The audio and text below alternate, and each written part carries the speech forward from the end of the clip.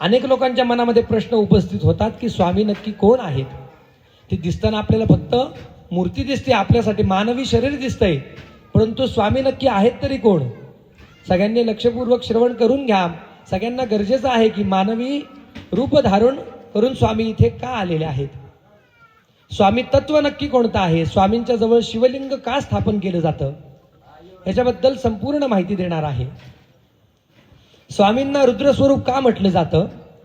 आपल्याला वाटतं स्वामी आपल्यासारखे भक्त मानवी रूप धारण करून इथे अवतीर्ण झालेले आहेत, परंतु परमेश्वर जेव्हा परमेश्वराला वाटतं या भूतलावर आपल्या अवतार कार्याची गरज आहे, लोकांना योग्य मार्ग दाखवण्याची गरज आहे, तेव्हा भगवंत अवतार कार्य करीत असतात. मग आता स्वामी नक्की आहेत तरी कोण. नमो स्वामी राजम दत्तावतारम श्री विष्णु ब्रह्मा शिवशक्ती रूपम ब्रह्मस्वरूपाय करुणाकराय स्वामी समर्थाय नमो नमस्ते. स्वामी ब्रह्मा विष्णू महेश यांचं स्वरूप आहेत. विशेष स्वरूपाने स्वामींना रुद्र स्वरूप का म्हटलं जातं. स्वामी प्रत्यक्ष रुद्र स्वरूप आहेत, स्वामी विष्णू स्वरूप आहेत. मग स्वामींना रुद्र स्वरूप का म्हटलं जातं. वर्णन आहे स्वामींच्या नामावलीमध्ये. गिरीश गिरीधर गिरिजा शंकर गिरिकंदर हे गिरिपुहरा शिव शिव शंकर शंभू हर हर शशिशेखर तू गिरिहरा. हे कोणाचं वर्णन झालं. शिवांचं स्वरूप आहे स्वामी.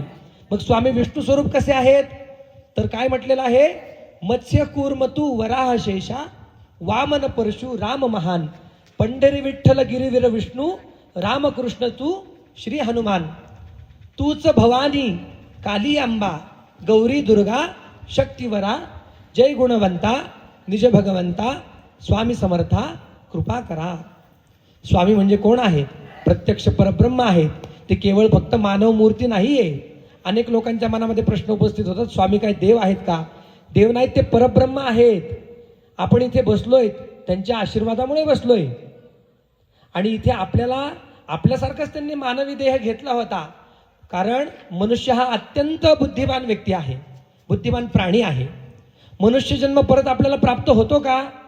मनुष्य जन्म हा एकदाच प्राप्त होतो, परंतु देवाने मनुष्य जन्मामध्ये आपल्याला मनुष्य योनीमध्ये जन्माला घालताना अत्यंत चपळ बुद्धिमान प्राणी म्हणून, आपण प्राणीच आहोत, प्राणी म्हणूनच जन्माला घातलेला आहे.